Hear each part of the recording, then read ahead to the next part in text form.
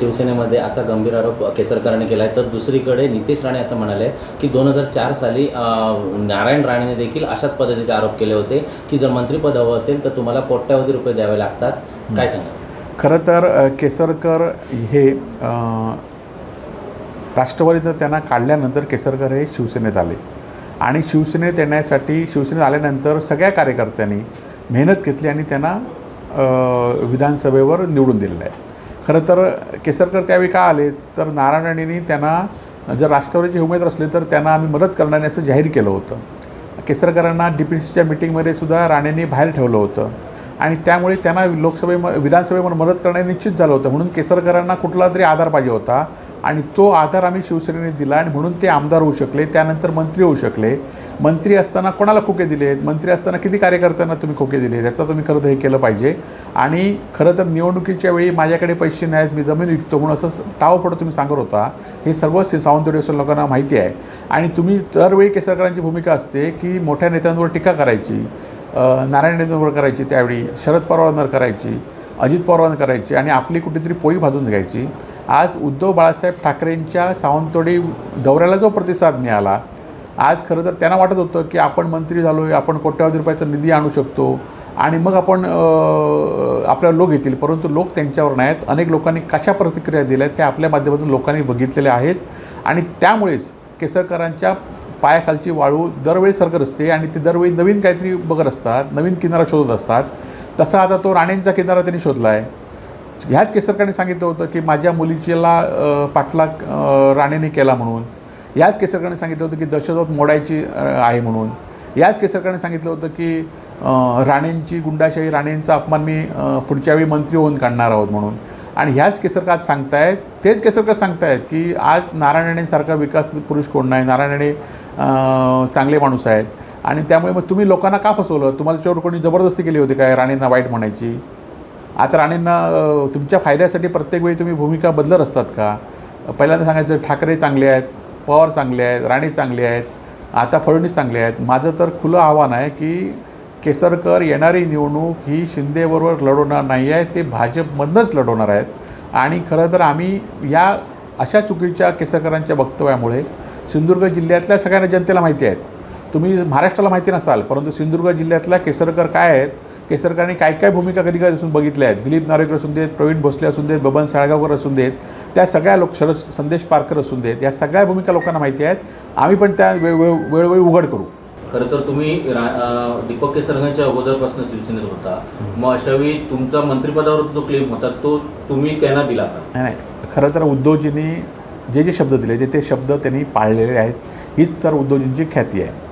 उद्धवजींनी दीपक केसरकरांना मंत्रिपदाचा शब्द दिला होता, तो दीपक केसरकरांना मंत्री शब्द पहिल्या 5 वर्षात पाळला. त्यानंतर शब्द त्याचवेळी उदय सामंतांना दिला होता, तो शब्द त्यांनी पाळला.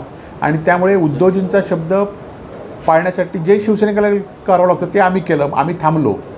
आम्ही कधी उद्धवजींना सांगितलं नाही की आम्हाला मंत्री करा, किंवा आम्ही कोणी शिष्टमंडळ पाठवलं नाही, किंवा आम्ही उद्धवजींच्या मनामध्ये आमचे मत असतानासुद्धा ते उद्धवजींनी वेळोवेळी व्यक्त करून सुद्धा दाखवलं आहे. परंतु ज्यांना उद्धवजींनी शब्द दिला तर एखाद्या नेत्याने शब्द पाळण्याची जबाबदारीसुद्धा आमच्यासारख्या शिवसैनिकांची असते, ती आम्ही पाळली. परंतु हे आता कशा पद्धतीने विचारी बोलत आहेत आणि त्याचा खरं तर मनस्ताप उद्धवजींना होत असेल, तो मनस्तापाची किंमत त्यांना नक्कीच मोजावी लागेल.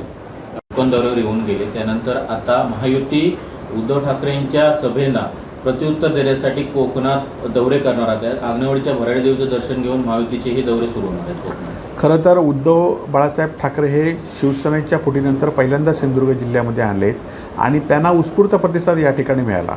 4 मंत्री असूनसुद्धा या जिल्ह्यामध्ये काही विकास झाला नाहीत. आणि उद्धवजींच्या पाठी किती लोक आहेत, 1 रुपया न खर्च करता किती लोक आलेत हे आपण सगळ्यांनीच बघितलं असेल. याआधीसुद्धा महायुतीने अनेक मेळावे घेतलेत. आपल्याला माहिती असेल की शासन आपल्या दारी हा कार्यक्रम 2-2.5 कोटी रुपये खर्च करून घेतला. किती लोक आले होते? आज आपण बघितलं असाल की लोक ह्यांच्या बैठकीला ह्याला येत नाहीत म्हणून काल सावंतवाडीमध्ये सांस्कृतिक महोत्सव घेतला. 2.5 कोटी रुपये खर्च केलेत त्याला. शासनाचे 2.5 कोटी रुपये खर्च केलेत आणि हे आपली भाषणं त्या ठिकाणी सांगतायत आणि आमच्या विरुद्ध बोलतायत. खरं तर जिल्हाधिकाऱ्यांच्या विरोधात आम्ही तक्रार करणार आहोत की शासनाचा कार्यक्रम असताना हे कसं काय राजकीय बोलत आहेत आणि 2.5 कोटी रुपये खर्च करून कुठला कार्यक्रम केला आहे आणि कसला कार्यक्रम केला आहे. त्याचबरोबर तुम्ही भराडी गेल्या वर्षीसुद्धा तुम्ही बैठक घेतली होती, त्यामध्ये तुम्ही एकमेकाच्या विरोधातच बोलला होता आणि किती पैसे जमवून तुम्हाला गर्दी करावी लागली आणि तुम्ही असे मेळावे घ्या. आमच्या प्रचाराची सुरुवात झालेली आहे आणि आम्ही वेगवेगळ्या ठिकाणी तुम्ही काय केलं नाही. खरं तर आपल्याला माहिती असेल की तुम्ही ह्या आधीसुद्धा प्रचारासाठी तुम्ही मोदी रथ फिरवला, पोलीस तुम्हाला घ्यावे लागलेत आणि त्यामुळे तुम्ही आता ज्या ज्या ठिकाणी जाल त्या त्या ठिकाणी लोक तुम्हाला प्रश्न विचारणार आहेत आणि त्यामुळे तुम्ही मेळावे घ्याच, आम्ही त्याची वाट बघतोय आणि आमचा रथ किंवा आमचा भगवा जो हे सुरू झाला आहे तो आता कोणी थांबवू शकत नाही. केसरकरांनी राणेंवर केला होता, मात्र काल केसरकरांनी राणेंना देव म्हणून उल्लेख केला, याकडे कसं?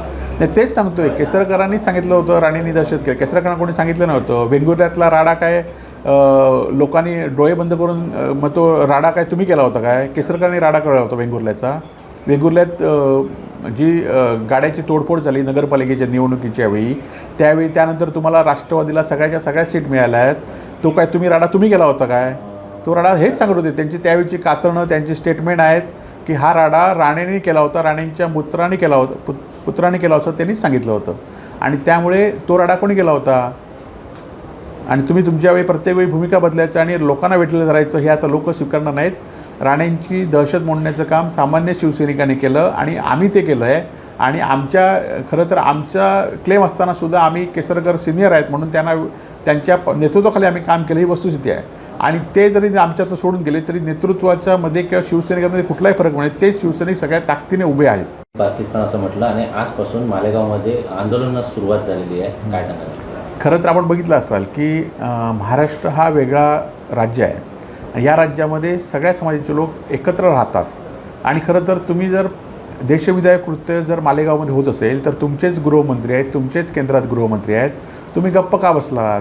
आणि खरं तर लोकांना बदनाम करायचं आणि समाजामध्ये तेढ निर्माण करायचं, जसा कणकवलीमध्ये प्रकार केला तसाच प्रकार ते संपूर्ण महाराष्ट्रामध्ये करत आहेत. परंतु लोकांनी संयम ठेवला आणि तोच संयम लोकांनी ठेवला पाहिजे.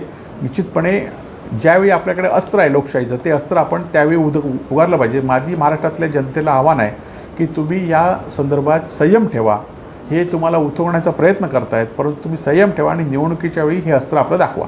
विधान केलं त्यामध्येच नितेश राणेंनी असं म्हटलं की उद्धव ठाकरेंनी जी सभा घेतली ती येड्यांची जत्रा होती असं होतं. नाही, खरं तर त्यांच्या मतदारसंघामध्ये 5-6 हजार लोकांची सभा झाली आणि खरं तर त्यांची आम्हाला क्यू करावी वाटते. ज्या लोकांचं ते प्रतिनिधित्व करत आहेत त्या लोकांना ते येड्यांचं उपमा देत आहेत, नसबंदीची उपमा देत आहेत.